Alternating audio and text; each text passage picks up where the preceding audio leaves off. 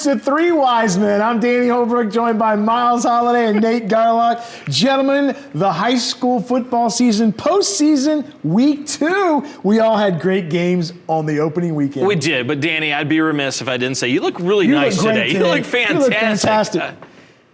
Hey, Nate. Sorry, how you doing? What's going on, buddy? Yep. That's nice. Yeah. Nice shirt, buddy. Oh, yeah. Hey, Miles, I know that you had a good game Friday night. Sure did. The absolute worst. So one of the things I love about going to Bluffton, and we've talked about it, right? That small town atmosphere, right? Everybody turns out. The place was packed. It was Halloween, so the atmosphere was amazing. People walking from downtown Bluffton into the stadium. That is just such a great atmosphere. I had so much fun covering that football game. You had the Spartans Friday night, Nate. Yeah, I got to go over to Lima Senior and catch their game. Cincinnati Aiken came up to take them on, and we're going to talk to Coach here a little bit later, but it was good to see them get off to that good start. The end of last year did not go very well, left a bad taste in their mouths, and to be able to come out here in week 1 and completely change that around was really good. They got a big matchup on Friday that they're going to have to get ready for, but especially the way they played in the second half, that offense is looking really good. I had Arlington Pandora Gilboa. They had played earlier in the season, and it was a 10-point game, and I went into this game, prepping for the game, knowing that it could be competitive. And the first half was great. It was 21-14 at halftime, and then Pandora came out and just did Pandora things and threw the ball all over the place. And they've got a lot of playmakers, guys. I'm telling you, they play an undefeated North Baltimore team this weekend, and I'm calling the upset right now. And I don't know if it'll be much of an upset. I was going to say, I don't know if it's an upset. Because Pandora is loaded. I'm telling you, you beat them, you're going to have to play really good football. Yeah, well, you always like your odds when you have a quarterback that's a seasoned veteran that makes every throw, and that's Corey Gurton. Absolutely. All right, guys, let's do it. The Diamond Dave Bowen, best thing we saw all week. Well, Nate, do you want to start first this time? Yeah. Sure, I'm more than happy to. So we just talked about Lima Senior. I was there. Last week I sat here and I talked about one of the best things I saw all week was Crestview recovering back-to-back onside kicks. Pretty cool. Right? It was something I didn't think I'd ever seen that ever happen before. It was really fun to watch. Well, Lima Senior said, "Oh, not so fast, my friends." And they went on, and not only did they get back-to-back, they went back-to-back to start the game, and then just for fun added 2 more onside kick recoveries throughout the game. 5 total onside kicks throughout the game. That makes 8 in the last 2 weeks for Lima Senior. And you said, talking off air, they could have got a couple more. Oh, yeah, they were close on a couple other ones. I'm sure Coach Lawrence will say that he feels like they missed a couple opportunities on them as well. And so that was a lot of fun to watch. So a couple other ones I had, Shawnee. Last week, they took on Holy Name. They get the win at home. That is their first home playoff win in school history. You got to give Coach Wireman and that entire group a ton of credit. Mm-hmm. They've come a long way in 2 years. And to be able to get that victory last Friday night, really big for that program. Really happy for all of them there. And a little away from football, Crestview, the boys cross-country team. Yeah, how about that? They won their first state title. Why? Is that one of yours? Every week. Yeah, but Crestview boys, they won their first state title in cross country. They'd been battling all season with a really good Columbus Grove team. Columbus Grove came in second, as state runner-up, but Crestview gets their first one. That's a big one. And then I got to give a shout-out to some of our media friends, the Lima News, Chris Howell and all of his guys over there in the sports department. Best hair and print media. The coverage they are doing right now, I don't know how any of those guys are sleeping. The miles that they're putting in traveling-wise, there is so much going on between volleyball and soccer and football and cross-country right now.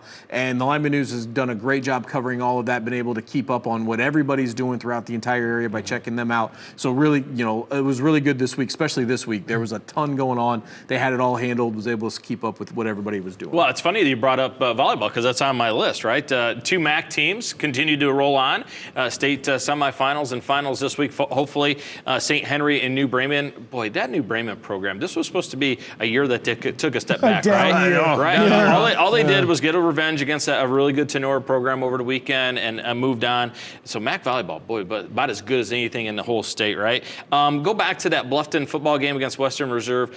the physicality in that football game, the way that game was played, that was a great high school football game. That was so much fun to call. That Western Reserve team, I would not want to play them. They moved on, barely beat a really tough Bluffton football team. But they have a kid, Hayden Keith, who is a quarterback, and anytime they needed big yards, he was just going to run it on quarterback power, and he was going to get those yards. He is a tough dude. And oh, by the way, he plays outside linebacker, had a couple sacks in that game, touched a couple footballs on passes, stopped a big reverse. He was a sort of tremendous football player.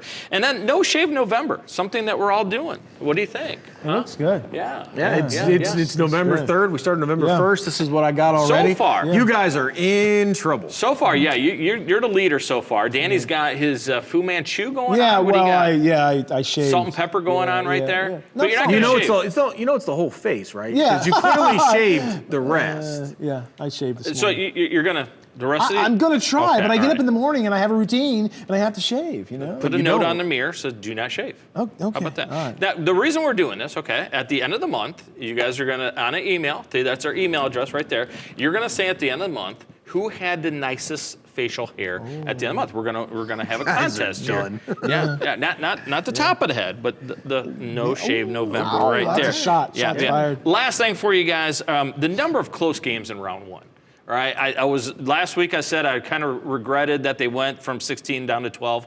Well, I think it might have been right because the competitive nature of the first round games I thought was really fantastic.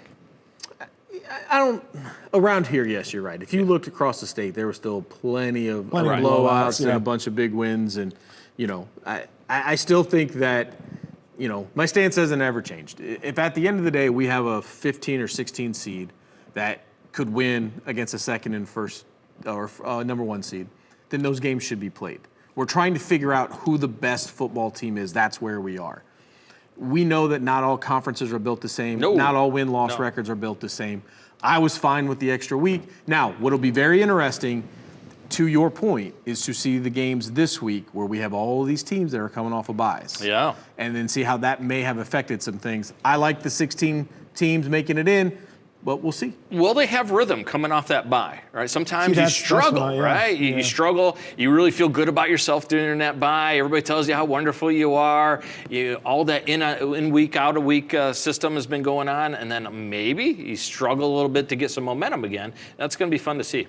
Guys, for me, again, Nate and I, we didn't talk before the show, but I had Crestview Cross. Hey, man, come up with your own Yeah, stuff. I know, right? Hey, great fall for Crestview, Yeah, though, that's right? right. Crestview Cross Country, they win a state title, and I believe it's the first cross country state title in Van Wert County history. It is. Okay. Yep. So shout out to Coach Randy Grandstaff, Lincoln Smith, Derek Young, Hudson Parrott, Cale Vining, and Andrew Heth. I hope I got all their names correct, but those were the top 5 for Crestview, and great job. And you're right. I followed that battle between them and Columbus Grove, and I don't follow cross country a bunch, but man, those two teams battled every week. It was a huge thing all season for them, and finished off good. And then 2 years ago, Shawnee was 0-10. Listen, he's my coach of the year, and it's not even close. Did you look at my paper? No, I said to you, Nate, you do your own every research, week. bro. I thought we were still talking cross country. No, we do this. Shawnee's cross country wasn't 0-10. They got their first ever home win. Shane Wireman does it again. Playoff win. Yeah, playoff win. It's a Disney story. It's a Disney story, and they got a matchup that they wanted. They wanted the Shawnee-Wapak matchup. I don't know how it's going to end. Yeah. Wapak is the bully on the block right now, but I know Shawnee's excited about this game. I'm excited for both communities. I think it's going to be fantastic, and I'll be on the call. No for doubt that about game. it. Coach Wireman's done a great job. Yeah. It's interview time here on the Three Wise Men, and Lima Seniors in the house. Head coach Bill Lawrence and quarterback coach Sean Houston. Gentlemen, thanks for spending some time with us tonight. Thanks for having us. Appreciate it. Absolutely. Here's my first question. And I think I asked this to you last year, and maybe Sean can help us out. How complicated is your offense to learn for these new kids coming in? Because I ask you that with all the routes you guys are running and all the combinations you got, it seems to me like you'd have to be really smart to do this. Well, I think that's why we do so much 7-on-7 in the summer. This year we had to teach everyone everything. So the first 2 years we had seniors everywhere, both years, and then now this year we started 3 sophomores at receiver and 2 defensive guys came over, so it was 5 new guys. So it's It can be a challenge, but 7-on-7 helps get all the base fundamentals down in our route tree and all that we do with the offense. Now, there was an article earlier this summer about some coaches don't like 7-on-7s. I know you guys like 7-on-7s. Why the difference? Well, to me is I just love to compete. So anytime we're teaching our kids to get out there and compete, keep score, have a winner, have a loser, I think that's good. For us, because we throw the ball so much, once again, it's great. And so, with timing and routes and all of that kind of stuff, so it's really good. And those guys that don't like 7-on-7, they just want to run the ball. They want to run the ball. They want to run the ball and blitz in 7-on-7. That would explain Perry, Coach Seth Evans, because his kid ran out like 45 times a game. Yeah, right. Guys, last year's offense compared to this year's offense, much different. They have three kids over 50 catches this year. Last year, Boog Wilson did a tremendous job for you guys. Just walk us through that progression. Everybody thinks, all you guys are going to do is just throw screen after screen. But really, this offense is a little bit more varied than that, isn't it? Well, definitely with Amontre Davis, as a running back, it's a little different. Coach Mock taught us all those years ago. We have 5 running backs, 5 receivers. We throw it to them, they catch it, and then they run, and then they're a running back. But actually, Amontre Davis has the skill set to actually run the football. And plus, up front, we're pretty big up front. Mm-hmm. We have 3 sophomores, a freshman, and a junior. So those guys are a wall up front. So it kind of, made us adapt to our personnel a little bit. And, so it also takes the pressure of Janias with all young receivers. So we spread the ball around a little bit more.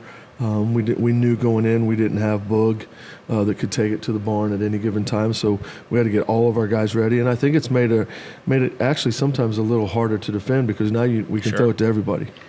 Speaking of Janias, he's had a heck of a 3 years. 12,000 yards passing. He has over 130 touchdowns.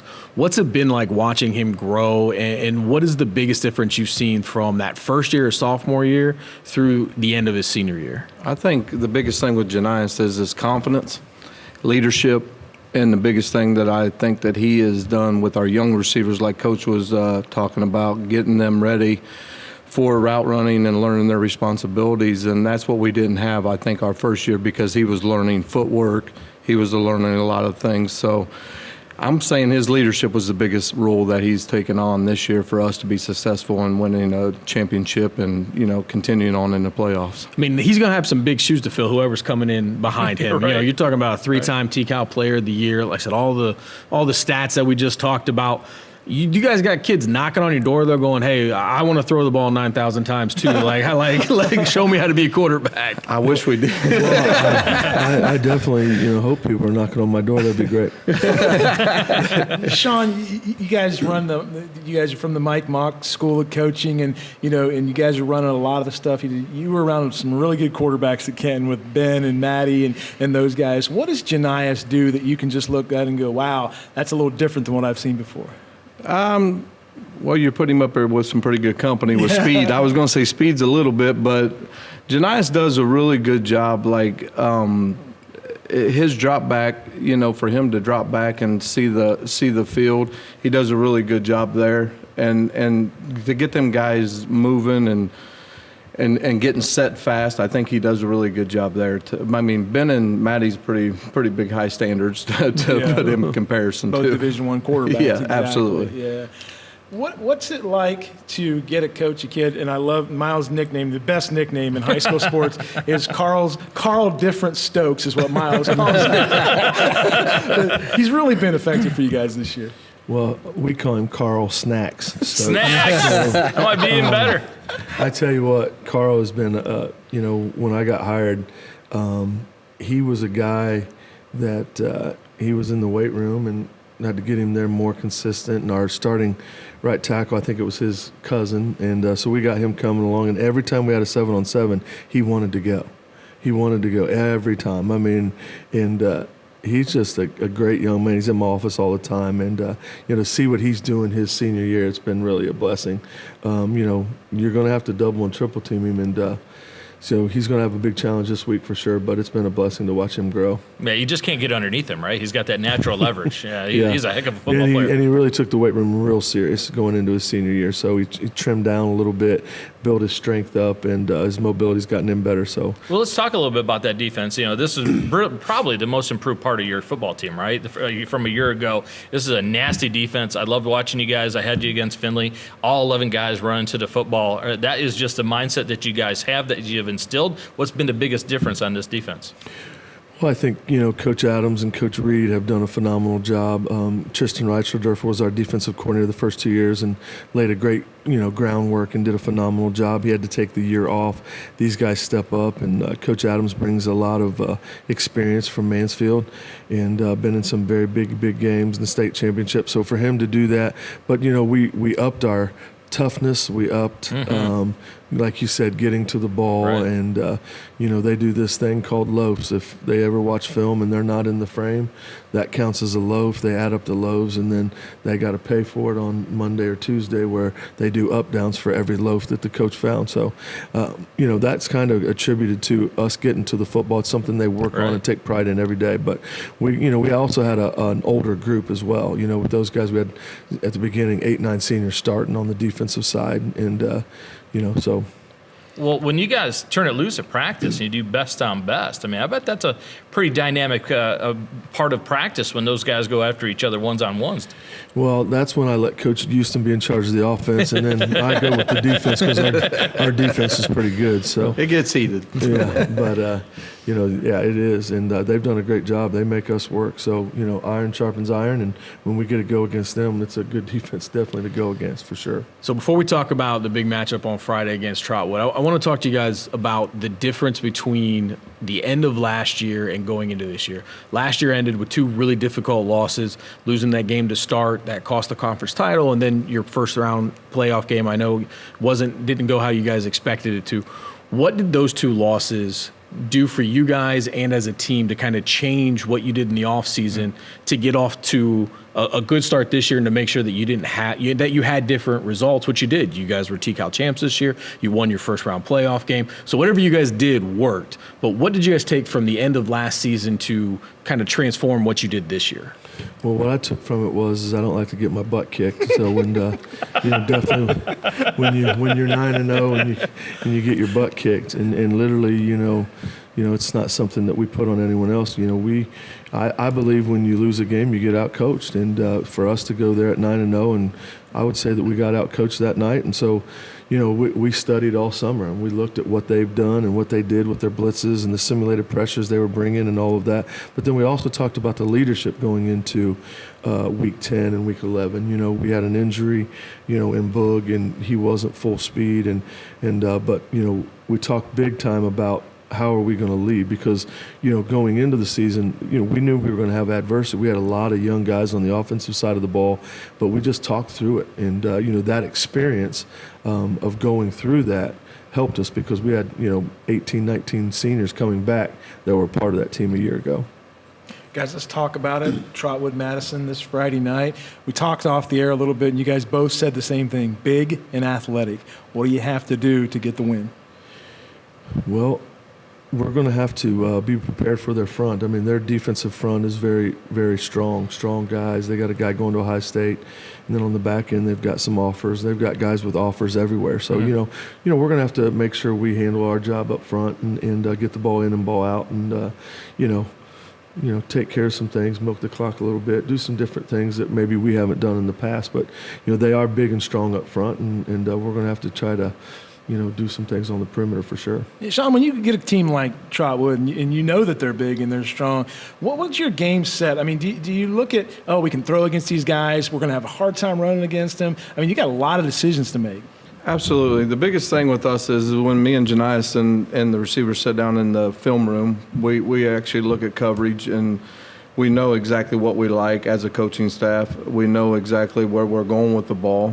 So, and then we see up front too if we can run against that to protect, and then we also have what we call a 6-man protection for Janias too, just in case we get one-on-ones on the outside. So the biggest thing is we watch a lot of film and see exactly where what gives us the best percentage, on the right side or left side of the field, what coverage they're in. Now, walk us a little bit about, you talk about reading coverage, right? The middle of the field, you look for one high safety first. Walk us through how you teach coverage to your quarterback. Yeah, so we like to look at safeties. That's the first person we recognize. And then the second person we recognize is the corners, because a lot of corners give away if they're playing cover 2, cover 4, man. And then we like to go what they call the Will or the Sam, because that's usually the robbers in there in case we're hitting something quick with the man route. So if we get a man look eye, then we like our quick stuff. And so we've been working a little bit going into this week. Hopefully, it goes back to what we was talking about 7-on-7s, because in 7-on-7s you face a lot of man. So and when we get down the red zone and stuff, so we know we have to be prepared for man. Every quarterback we have anywhere, I always ask them, what coverage they hate, and they always say cover 4. What coverage do you guys hate seeing? Me personally, I don't really have a preference. You're gonna beat no matter what, right? I always believe we have the marker last, like Coach and I has always said. I just always believe we get the last say. We snap the ball with, under 5 seconds, or we can snap the ball at 30 seconds. Right. We have the marker last. Danny always likes to ask coaches, what are your non-negotiables, right, for your program? For a quarterback, you're coaching quarterbacks, what are some of your non-negotiables? What are some things that you just will not tolerate if you're going to have a kid play quarterback for you?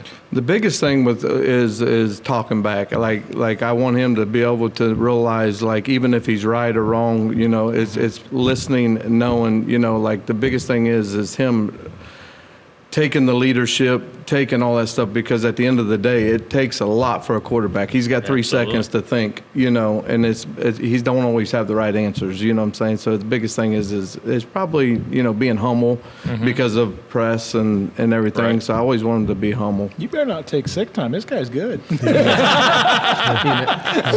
be wearing the hat. When I left Kenton, I knew who I had to take with me. So Coach, you talked about maybe you have to do a couple of things that you guys don't typically do against Trotwood, especially trying to kind of milk those clocks. You guys are used to quick strikes. Your games are notoriously longer because of the scoring and all the throwing. But one of the things too is extra possessions, right? If you get some extra possessions against Trotwood, that's definitely going to help. 8 onside kick recoveries in 2 weeks. That does a pretty good job of making sure you go ahead and win some games. You guys had 5 last week in the first round of the playoffs. How many are you going to have to get against Trotwood? We going for 6, 7? What are we looking for? Please. Well, I tell you, we got 5, but we were disappointed we didn't get 6 and 7. And I think we had the 8th one right in our hands, and we let that one go. So, but once again, we got to steal some possessions, and that's what we try to do. And anytime you can do what you did Friday night, you have a team travel 2 hours, get off a bus, you get out there and warm up, and then we score, onside kick, get it, score, onside kick, get it, score. Right. And our defense is over there just yawning because they haven't even been out there yet. I mean, it's a pretty big deal. So, there's the philosophies where I can't believe you do that, why do you do that, or whatever, and it's really simple. First off, I don't have a guy that can kick it in the end zone. If somebody knocks on my door that can do that, that'll be great. It'll give us another weapon. But since I don't have that, am I willing to give up? And if we can kick it to the 25, they're going to return it to the 40. Am I willing to give up 10 yards with a chance to get the ball? Well, stats are going to show you in the last 2 weeks, we've got it 8 times. So we're going to keep doing what we do and try to steal some possessions for sure. Well, and let me ask you this, too. When it comes to onside kicks. There's a lot of people who maybe don't spend as much time, either coaching or entrenched in football, who know at least enough to know that onside kicks don't happen very often. They call them quote unquote fluky plays, or you have to get lucky to recover one.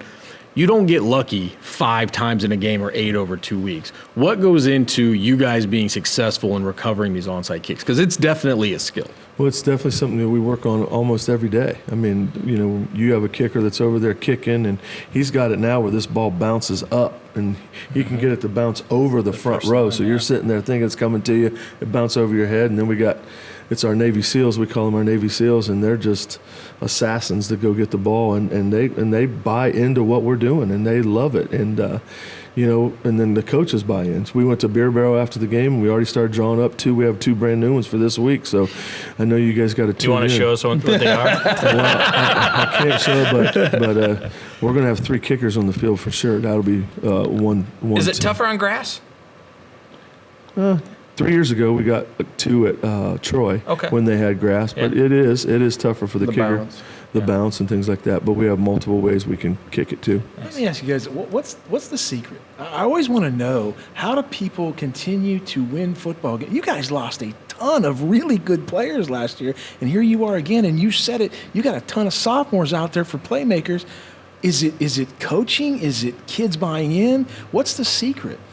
Well, I would say that we're blessed at Lima Senior with a lot of talent, and we've got a lot of kids that are very athletic, and now they're rich in tradition with basketball. Coach Q and his program has been good for so long, and now we're trying to get where football is represented is like that, and I get to spend a lot of time with Coach Q a lot and talk and things of that. But 3 9-win seasons, it's been an incredible start. And we're building assignment down below, and the grades below, they're running what we run and all that kind of stuff. And when that starts to spread a little bit, it's just fun. And we try to make football fun. You watching those quarterbacks down the junior high level? Yeah, absolutely. And the biggest thing, what I would also touch on that with Coach Lawrence is it feeds back to 7-on-7s. And we do get a lot of coaches, and our coaching staffs are really, really good. They really take the time with our kids, and we have 13 coaches. So, they all have a particular spot that they're in, and they really are, I think we average about 4 or 5 per group, per coach. So, we have a lot of good coaches that do a lot of good things, and plus them young receivers and stuff. We also have a B team, too, that we take to a lot of these 7-on-7. So even if we compete at Penn State, we take our B team, too, and they compete against the ones. So that way they're never not sharp for a big moment. The way college offenses are now, everybody slings it, right? You guys get a lot of attention. Schools come by and want to take a look at your athletes because what you guys do is very similar to what colleges do. Yeah, absolutely. I think it opens up doors, and when you have guys like Boog and all that kind of stuff, and right now we've got a surplus of linemen that are just massive. So right, we've got it's a nice problem to have. Oh, yeah. That's tough with you guys. They're big boys, but just that excitement of winning does that, and just making football fun. I think so many times coaches overthink things, and let's make it fun. Let's onside kick. Let's draw stuff up on napkins. Let's do it. Sometimes it works. Sometimes it don't. If it doesn't work, someone's always going to yell at me in the stands, which that's okay. I have a headset on. I can't hear them. So I've always said it. We've talked about it on here before that playing in an offense like that, you're going to throw the ball to 9, 10, 11 kids a night rather than handing the ball off to 2 kids every night, right? Absolutely. That's got to be something that's your advantage. And back to what Coach was saying, when I say we're blessed, we're blessed. He didn't even talk about his son, but his son, threw for 17,000 yards in Coach Mock's system. They moved to Missouri, and he was. Yeah, I forgot about that, yeah. And to have him on staff, and to have, my sons that were linebackers at Kenton, and then a receiver, he is in the system. He knows the ins and outs. He was on the sideline, and, just a mix of coaches that we have, and Coach Burris with all the experience he has. He's Division I player in Minnesota, right? Yeah, and then all the guys we have from Lima, Coach Reed and Coach Quiet. It's just been a blessing to see us all come together and just to be able to do what we're doing. And it's fun. As much fun as you guys have on offense, and you guys draw up some really cool stuff, napkin stuff, you say, Coach, how many times does a kid show up on Monday? Coach, I saw this on Saturday, or I saw this in the NFL. Coach, I drew this up. We should run this. Coach tells them, he said, if you can think it, what do you always say? If you can draw it, if you can dream it, we can draw it, we can do it. So that's a shirt right there. I want that. Coach, you got to give me that. You got to give me that shirt. I've got to get shirts. How many tackle eligible calls do you get out of that then? Right? Oh, yeah. Coach, I'm open. I'll be honest with you. Who sends me the most are the linemen. Yeah. Because they want the throwback lineman screen. And Nehemiah Ramsey, our freshman, he's very athletic, and he's already drawn up plays, and he's wanting the ball, and he'll get it in the next 2 or 3 years. I know he will. I can't wait for that shirt. Before we get to Miles's rapid fire questions, I want to talk a little bit about you guys' relationships. You said you brought him along. He was the one guy you were bringing. But then before the show, we were talking about you guys still argue like a married couple every now and then and that kind of stuff. Well, what's funny is when we high five, normally that meant one of us disagreed. So, and I'll be honest, this is how we started the second half, because at halftime we talked about, let's just slow it down. We've got a lead. Let's just be, take it easy, take what they're giving us, take a hit. We'll start the half, and our defense comes out and gets a pick, and he says, all right, coach, let's take it easy. Let's just take a hitch. And I look at him and say, I don't know easy. So we go streak and hit a backside seam, and he said, good call. I think a great show would be just the audio from you guys talking to each other during the game. Yeah. The thing about Coach Houston that's amazing is that it's not about who gets credit. I mean, it's about our team. And, there's times where he'll say, man, that was a great call, or he'll call something and that wasn't so great. And that's a part of, that's just a part of our friendship. And when you've done it so long, I mean, we've been on headsets for a lot of years and been together, and, we have one goal, and that's our team. All right, boys. 5 questions for you, rapid fire. Both of you guys are eligible to answer, right? And I prefer if you both do, right? Funniest player on the team. Who's the one guy that always makes you laugh? I would say Snacks for me. Snacks. I love that. Great nickname. I would say Denzel Ireland. Really? Okay. Yeah, D lineman. He was a receiver for 2 years, and then he decided to put on a few pounds, went to D line, but he's a goofball. He's got to have those guys, he's right? one of my guys. Oh, yeah. Okay. All right. Who's the one coach that you guys growing up on either NFL or in college that you studied and you tried to emulate, guy that you always loved? This is rapid fire, but that's a tough one. I know. Can I phone a friend? Or Sure. Coach, you want to go first? I would say for me would be probably I'm with Coach Lawrence. I mean, there's been a lot of great offensive coordinators in passing games.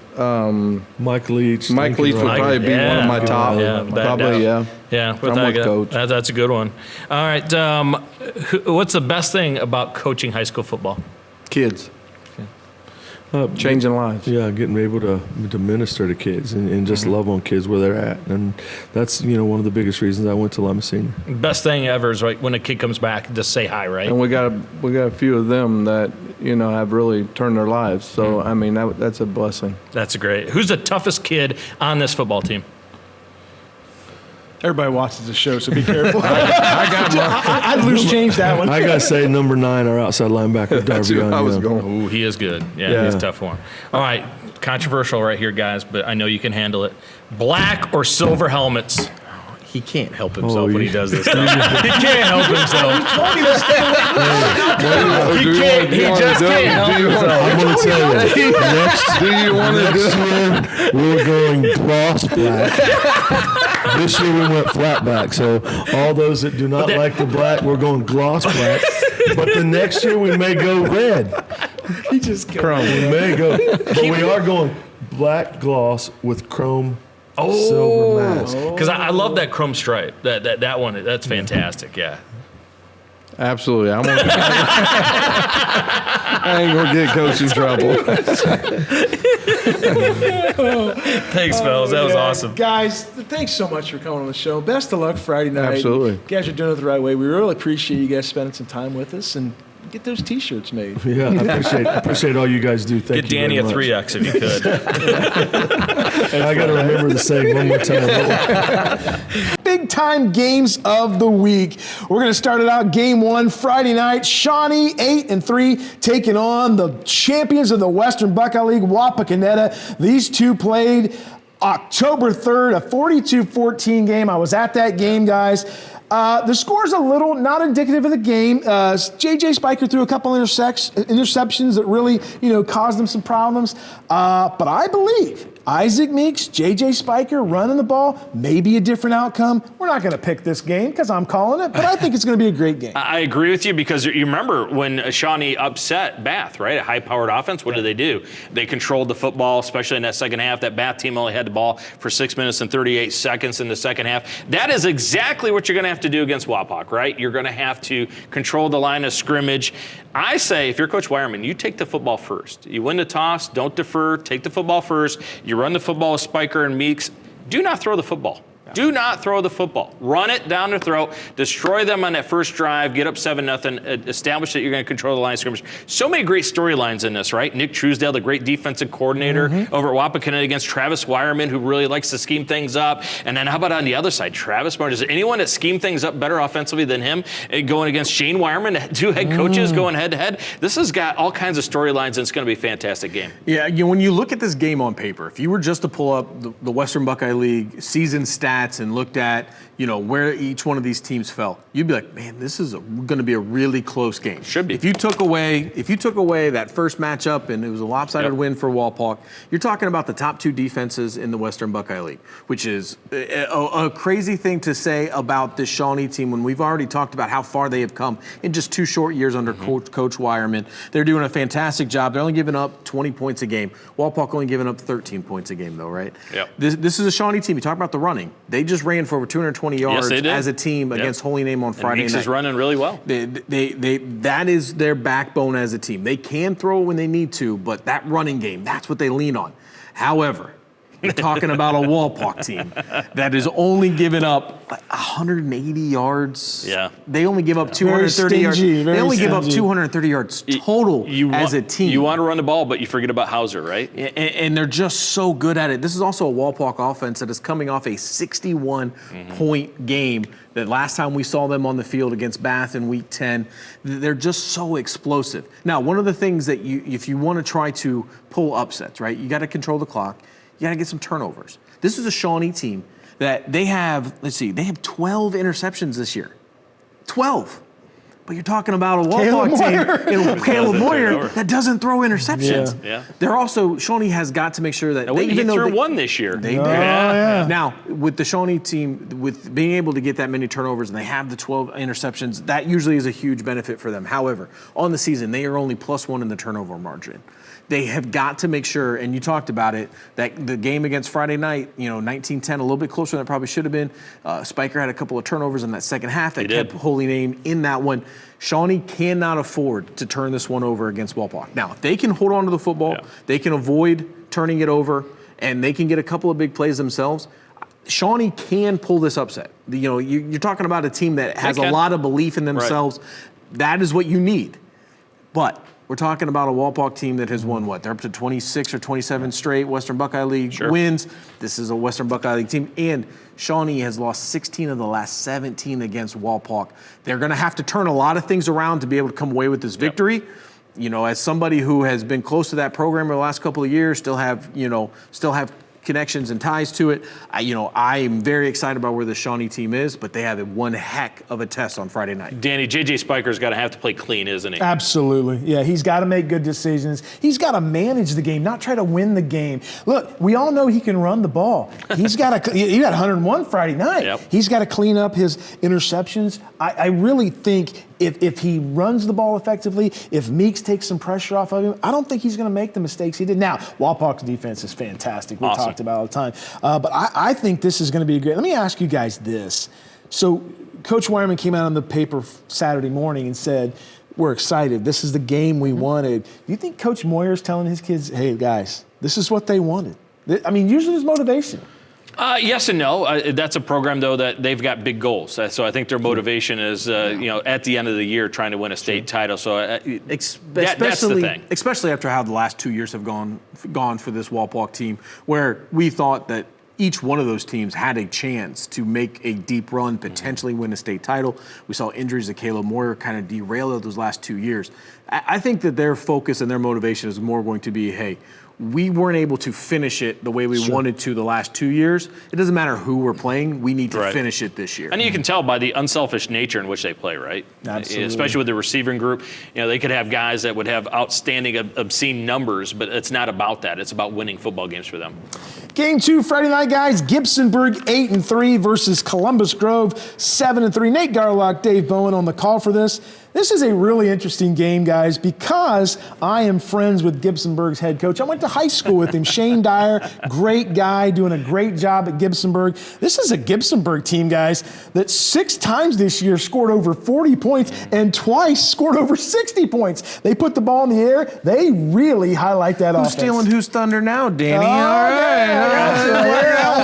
right. Well, they have 2 fantastic players, right? Reese Wallaby, the quarterback, 28 of 61, 567 yards, 8 TDs, 3 interceptions. All right, but Danny, they love to run the football. Sure. It is a traditional wing T football team. So what do you have to stop? You got to stop the trap inside. If you do not stop the trap inside against the wing T, guess what you're going to see a million times?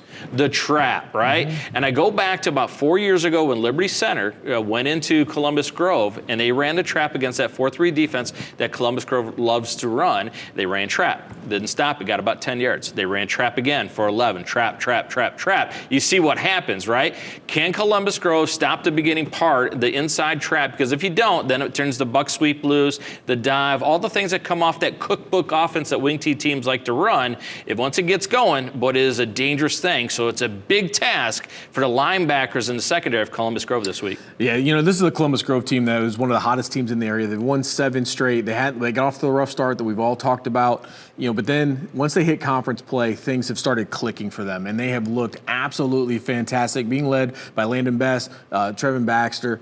These guys are doing absolutely everything. When you talk about doing everything, right? Trevin Baxter, over 700 yards receiving, 8 touchdowns. He's got 2 kickoff returns for touchdowns on just a total of 8 returns. I don't know why together. people kick to him, Nate. I know. He also punts. Yeah. He leads the Northwest Conference in interceptions, and then he fills up the water bottles at halftime and does whatever else they need him to do. Too. Right? He does everything for them. You're going to see him offense, defense. They're playing absolutely fantastic. This defense is really good. They only give up 15 points per game. They've really turned the corner after that slow start. But this is a Gibsonburg team that they can't sleep on. No, Grant Smith's good. Gibsonburg just put up 61 points last week. The offense is looking really, really well.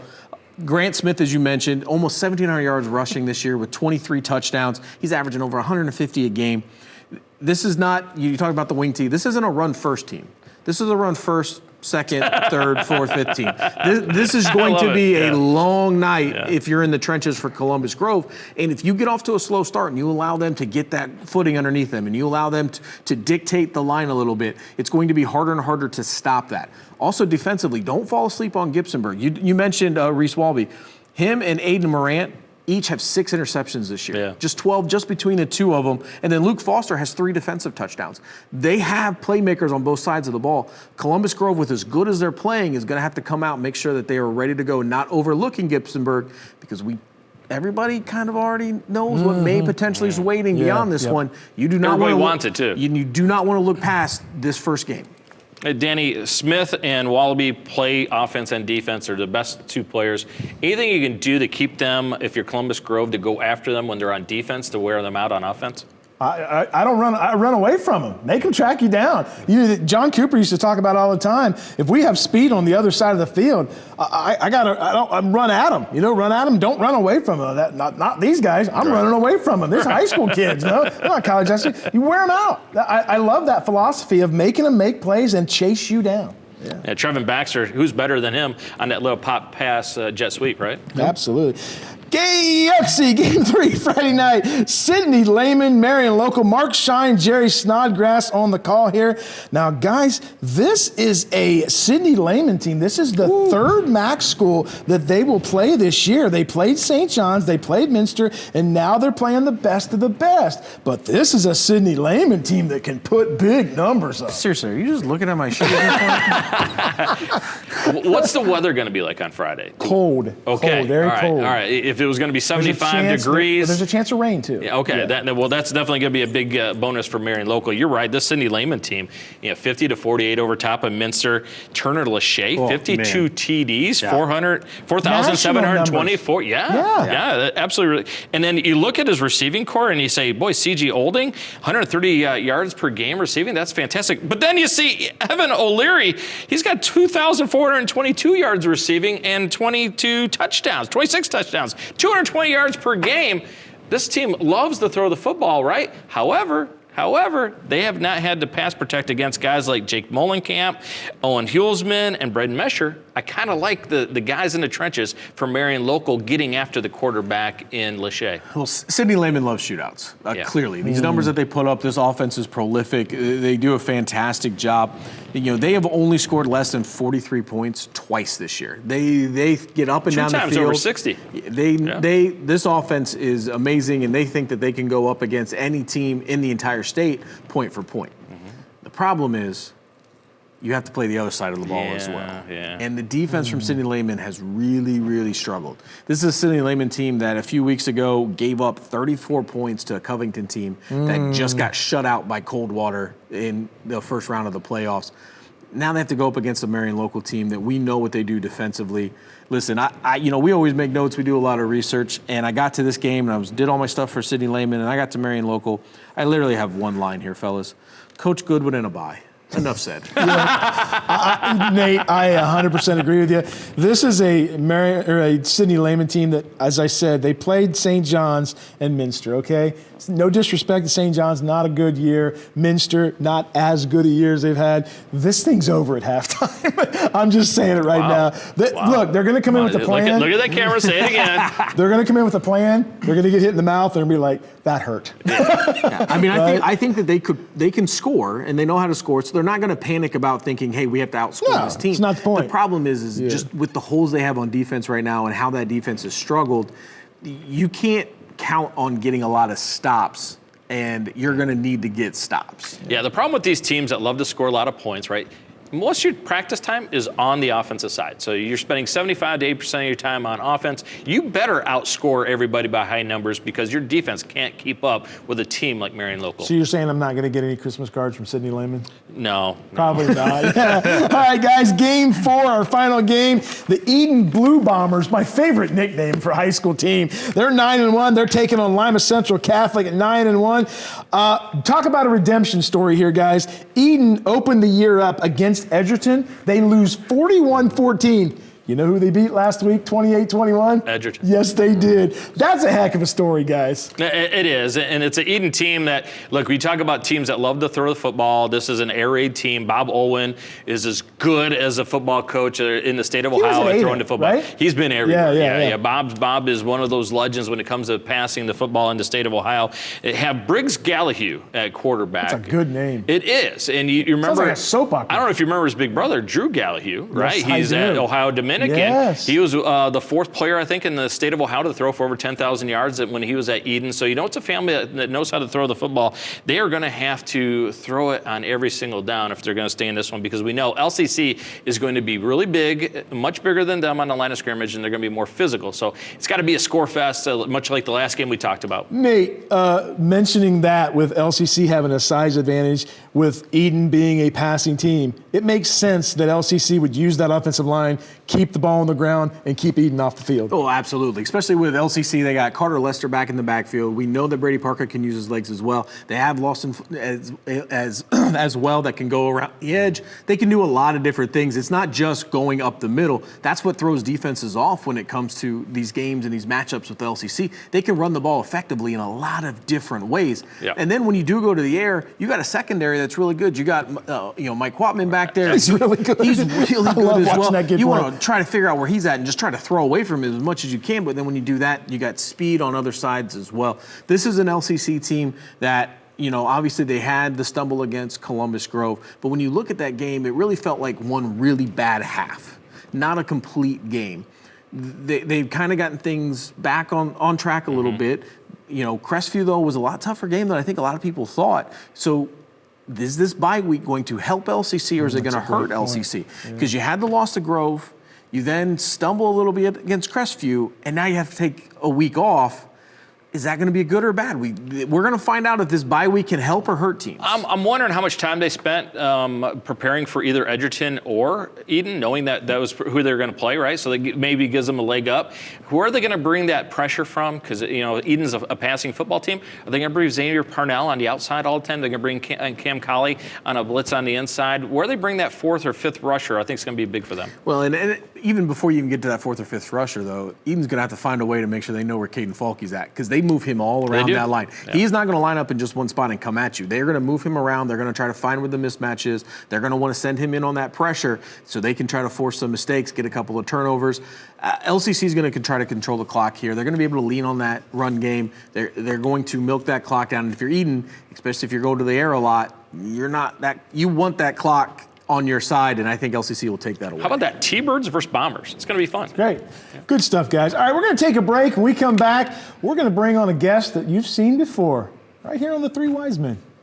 Welcome back into The Three Wise Men. We're here with myself, Danny Holbrook, Nate Garlock, and our good friend, Hard Rock Holiday. And this guy's here. Yeah, Hard Rock, how you doing, buddy? Good. Let's pick some games. Yeah, you want to pick some games? Before we do this, though, last time to cover up that bald head, I gave you a do-rag. Remember that? No. That ride. I got something for you, Danny. Oh, thank you. Oh, It's a tattoo sleeve because I know you don't have the courage to get that block O tattooed on your calf. Oh, yeah. So there's it. Just go on my arm or my leg. You can be my roadie now. Yeah. That look good. Look at that. Ooh, all right. It's a little dragon tattoo for you. Yeah. This is real life, guys. This is happening. Woo! Look at that. My ink, as we say in the neighborhood. Yeah. Give me some on that. Yeah, my ink. Where's your do-rag? Yeah. Yep. right. So, Hard Rock, let's start looking at some of the games that we can predict for this week. Let's start first. Shawnee Indians at the Wapakoneta Redskins. What you thinking? Well, I love to equate all these picks to songs, right? And this Wapak offense, they smell like a rose, right? But every rose has its thorn, and that's that Wapak defense. And so Shawnee's going to be singing, every rose has its thorn. Shawnee Indians will be singing a sad, sad song. Wapak, rocks on. I want to go home. Gibsonburg, the Bears take on Columbus Grove, Hard Rock. I remember going back to holiday camp when I was a kid, right? And we used to sing this great song around the campfire, right? Going on a bear hunt. I'm not scared. I'm not scared. What a beautiful day. It's going to be bear hunting season for Grove. They're going to win this one and rock on. It doesn't feel like a rock song. No, it doesn't. It's campfire song. Oh, okay. Boy Hey, Scouts easy, and Hard Rock. easy. It's all right. Your It's all childhood's right. none of our issues. Yeah, man. Yeah. All right, game number 3. Sidney Lehman taking on the juggernaut that is Marion Local. Well, I'll tell you what, my old friends at Iron Maiden, they had that great song Iron Man with 75 guitar riffs in it. 75 straight wins for Marion Local. Marion Local, the streak goes on, the streak goes on. Why'd you get a southern accent when you said that? It's weird. It's really weird. That's the only weird thing, though. The rest of this has been completely normal. Yeah. Eden Blue Bombers at LCC. I think Eden's got a chance in this one, Hard Rock. Oh, silly, silly man. You forgot about my good friends Aerosmith. Dream on, dream on, dream on. LCC moves on. Yeah. And so does this show. Hard Rock, thanks for coming on. Yeah. You guys say it with me. Rock on! Guys, it's time for the Stolly Sensational Player of the Week and our Power 5 teams. You go first, Nate, and then I'll go, and we'll see if we don't match up. Because I got a feeling it's going to be the same. Well, whatever. You get to run the show. We just do whatever Danny tells us. That's fine. Great job, guys. Yes. Go, team. All right, so I went a little different this week with my Stolly Sensational Player of the Week. Because, when we say Player of the Week, that kind of gives you the idea that we're just going to go with one person. I didn't. I went with one unit. Oh. And I went and I talked about it. I talked about it in the wise. beginning. We talked about it when we sat down with Coach Lawrence, and I got to bring it back yet again. You get 5 onside kicks in a game. You get all the attention that you deserve. Exactly what I had. It is absolutely not what you had. The kickoff unit for Lima Senior, they are my Stolly Sensational Player of the Week.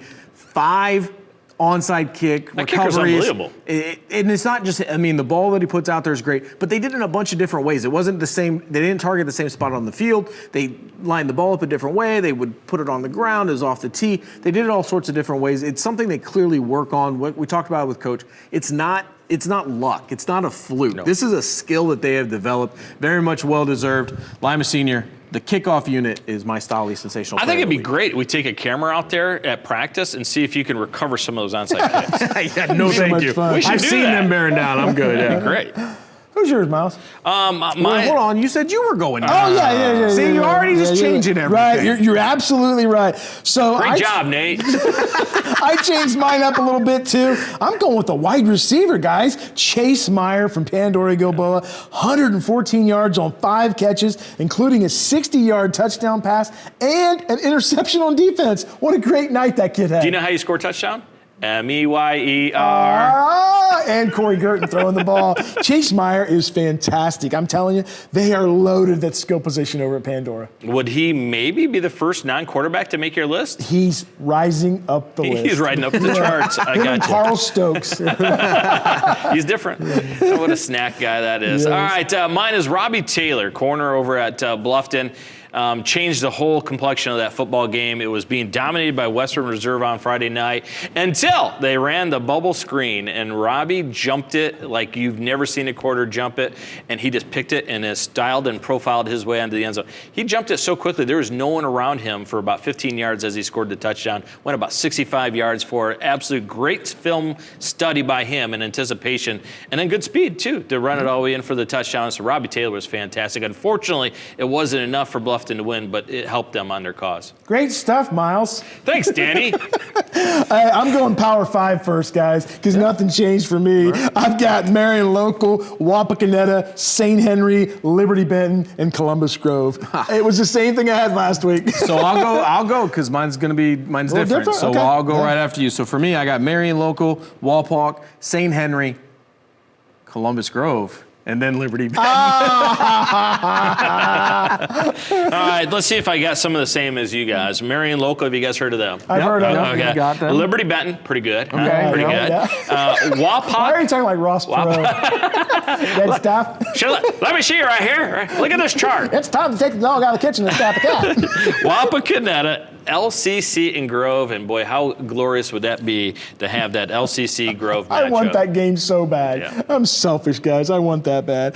All right, guys, let's change gears and let's go into college football. The Buckeyes got a big win over Penn State, 38-14. Who's your Buckeye O and your Buckeye D players of the game? I know everybody's going to talk about Jeremiah Smith and Carnell Tate, right, and how good Julian Saint is. But, folks, if you don't watch offensive line play once in a while, watch Austin Saravelt. Ooh, he's good. He is as good as anybody He was bad in last the year. nation.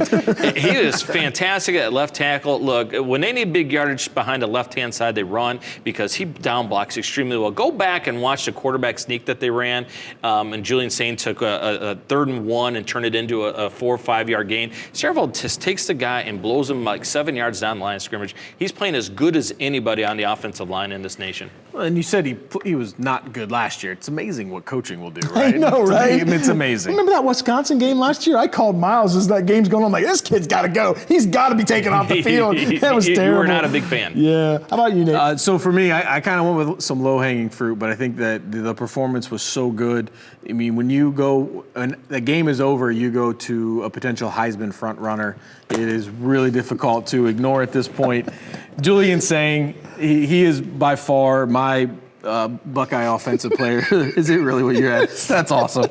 He's 20-23, 316 yards, 4 touchdowns, completing 81% of his passes on the season. Yeah, it's ridiculous. This was his 4th game, fellas, where he completed 85% of his passes, had 300 yards, and at least 3 touchdowns.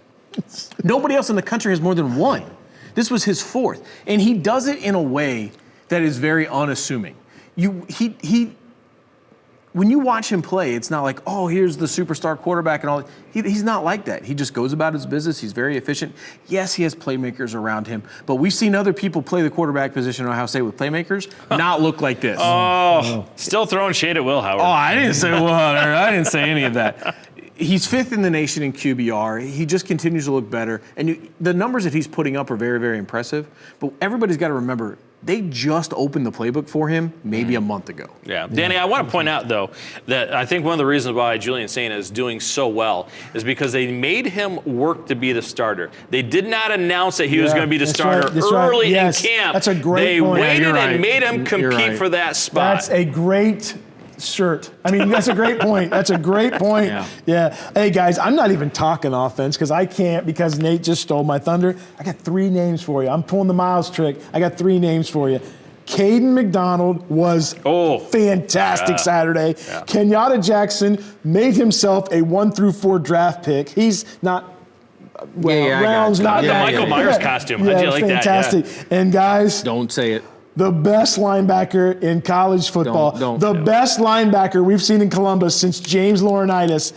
Arvell Reese had 12 tackles. That's high praise. That's high praise. He's the fastest, biggest, strongest. He's on the list. Put him on the list, Miles. They had a shot of him lining up at his spot, right, where the offensive lineman was looking right at him. That's scary, right? He's in his stance. He's got those giant arms, and then all he does is just sprint out to the sideline faster than anybody else on the field. I can't wait in 3 weeks when his job is to spy Bryce Underwood. I cannot wait for that game to see how he does against a really good offensive line and an athletic quarterback. It's going to be must-miss TV or no-miss TV or whatever it is. Did you just say it was must-miss TV? Danny's a little fired Don't miss TV. Don't miss TV. Well, I also had Arvell Reese. You speak good. Go ahead. I do. Go ahead, Miles. Me try hard. You go, Miles. I'm going to go with Caleb Downs, right? The interception after that crazy, is it going to be targeting? What do we even know what targeting is? No, it was not. Okay. That was what you and I years ago used to say. No, that's Miles, a great hit. That was fantastic. He should have been kicked out of the game. Targeting. I'm 100% targeting. I'm watching that going, if this isn't targeting, I don't know what Do you is. think they called down and said, it's Caleb Downs. Do not kick him out. Joel Klatt looked at the camera and said, that play is exactly why they put the rule in. Yes, I was about to say, they literally just said, this is why we have targeting. Then what is targeting if that's not it? I don't know. But anyway, he comes back and makes the interception, right? He missed a tackle early in the game, and the flat could have stopped a 3rd down conversion by Penn State, and you were just shocked by it, weren't you? You're like, oh my gosh, Caleb Downs missed a tackle because he is so solid all the time, and it reminded you how great he is. That's why he's my the Buckeye on defense. The Buckeye. Guys, any surprises coming up for this game this weekend in West Lafayette against the Purdue Boilermakers? A little surprise. Any concerns? A little surprise. How were they able to hang with Michigan? I did not get to watch the game. I was at the Blue Jackets game. I got home and I saw that score and I'm like, wow. Yeah. Purdue must have played well. Did you get a chance to watch that? I didn't see it. No. And when you talk about concerns, I don't really have concerns about the Purdue game. Now, listen, weird stuff happens at Purdue. It does. Weird no lie. Weird stuff happens. The concern that I had coming out of this one, though, was, and I don't know why, I guess I shouldn't be at this point, but it was that slow start, especially coming after a bye. But that is starting to become a thing, right? That's starting to become a habit. Coming out of a bye, not looking like you would expect them to look. Hey, didn't they score a touchdown on their first drive? Yeah, but then it just got weird, man. And you know that it did. They didn't. It was a slow start. They didn't look good. And then that consistency in the run game. There's dead air between the three of us. It's great TV, by the way. I'll just say this. I'll say this. The last couple of times we went to Purdue, we've had quarterbacks that were good quarterbacks, but there was parts of them that I was kind of concerned about. I don't feel that way with this kid. I think Julian Saint is as cool and calm a customer, and I don't know if bad things happen, I don't think he gets rattled because that's not in his makeup. And I'm not worried about this game at all, and I'm not trying to be arrogant or conceited. It's a 2-win team with, Coach Barry just got there from UNO. He's trying to establish his thing. He's bringing his own players in. Right. It's not one of those games where I go, even if we play bad and they play great, they don't have the talent level we do. No, they don't. And I've been to West Lafayette before for games. And look, when they're bad and their student section's not inexistent, it's the half-full stadium, it is a blah environment. And then if it's an ugly weather day, it could be one of those things if Ohio State doesn't bring their own energy, the next thing you know, you're in a rock fight against a really bad football team because of weather and atmosphere, right? There's no juice in that building. But I think this is a different Ohio State football team, right? They are playing up to their own standard, not anybody else's. You always hear Coach Day saying you're chasing excellence. You're not chasing your opponent anymore. I think that's a great thing. I don't know that there's a better culture in college football right now than in Columbus. Guys are staying. It's unbelievable. And I don't disagree. I just think it's hilarious where we're at now in November of 2025 compared to what we were talking about at the end of November of 2024. And talking about how it might be the worst culture and it might be toxic and all these things. And now here we are less than a year later talking about how it might be the best in all of college football. Predictions for Saturday? 41-10 Ohio State. Weird stuff happens in Purdue, but I think it'll be fun. I love how they change gears. Weird things happen, but yeah, they stink. The only thing I would love to see, and the only thing I would have concern about, as I said, the consistency in the run game. You take away one 51-yard run by Bo Jackson, and that running line does not look good for Ohio State. 113 yards, if you take away that one run from him, that's only 3 yards a carry. That's not going to cut it. They've got to find some way to start getting this run game going. But you should take heart to the fact, though, that in the second half, they started to make safeties miss, right? In the first half, they had one-on-ones. Bo Jackson was getting tackled by the safety. He'd come down in the box, and instead of a 7-yard run and turning into a 30-yard run, making that safety miss, it was just going to be a 70-yard run because the safety made a tackle. On that big 50-yard run, what did he do? He made the safety miss, right? So there's improvement there in the second half. Still a good Penn State defense. Yes. I mean, there's still players all over that. Oh, yeah, absolutely. And I think Penn State's going to give Indiana all kinds of fits on the offensive side. Prediction for Saturday? Pain for Purdue, right? I really think Purdue has no athletes, especially in the back end. Even good teams like Penn State don't have athletes to match our receivers, right? And I think that's going to be a problem for Purdue. Yeah, it's 55-7. Yeah, something like that. 41-3. I don't know how Purdue scores, actually. So we see it happening, guys. We see Indiana out here. We see Ohio State out here. The national pundits, and Miles and I were talking about this off air today, a lot of national pundits are saying Indiana's the best team in the Big Ten. I don't buy it. I think once we line up, I think you're going to see the difference in the team. Not that they're not good. I think they're great. It's a great story, but are we seeing a collision course? Obviously, we got to beat Michigan. We've got UCLA, other teams to play, but I think we all agree it's coming. Yeah, it's still a lot of scenarios, right? It could be Ohio State in the Big Ten title. It could be Indiana. It still could be Oregon. It could be Iowa even. Michigan is still being considered with only one loss in the Big Ten. Could you imagine if Ohio State and Michigan played one year and then the next week had to play in the Big Ten final? I wouldn't like it. No, I just wouldn't like it. It'd be really weird, right? It would be weird. I mean, it seems inevitable. It seems like the collision course.